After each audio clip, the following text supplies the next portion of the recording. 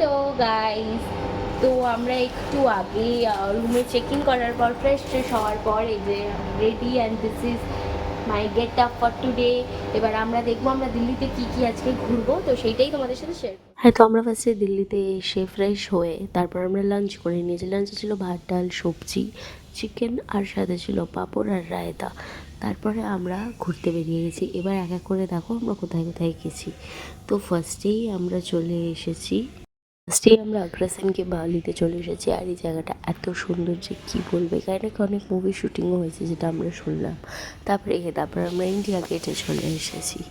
তো এইবার এটা হচ্ছে ইন্ডিয়া গেটে আমরা চলে এসেছি। ভিউটা ইটস সো বিউটিফুল, ভিউটা এটা দারুণ আছে। দেখছে পিছনে, ভাবছে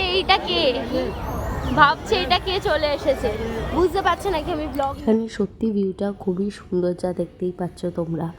একটু তোমাদের সাথেও ক্লিপ শেয়ার করে নিলাম। তারপরে আমরা ফাইনালি ইন্ডিয়া গেটে চলে এলাম। মানে আমরা ইন্ডিয়া গেটের এতক্ষণ আউটসাইডে ছিলাম, এবার আমরা ইনসাইডের সামনের থেকে তোমাদেরকে ভিউ দেখিয়ে দিলাম। খুব ভিড়ই ছিল কালকে। তো আজকে আমাদের ডে 2, এটা ছিল ডে 1। এবার ডে 2 এর ব্লগ খুব তাড়াতাড়ি আসছে, আজকেই আসছে। দিল্লি গেছি আর পানিপুরি ট্রাই করবো না, এটা তো হয় না। কিন্তু আমাদের কিন্তু ফুচকাই ভালো, কিন্তু পানিপুরিও ভালোই ছিল মোটামুটি। তারপরে রুমে এসে স্ন্যাক্স করে নেওয়ার পর একটু চা খেয়ে নেওয়ার পর ডিনার করে নিলাম। টাটা।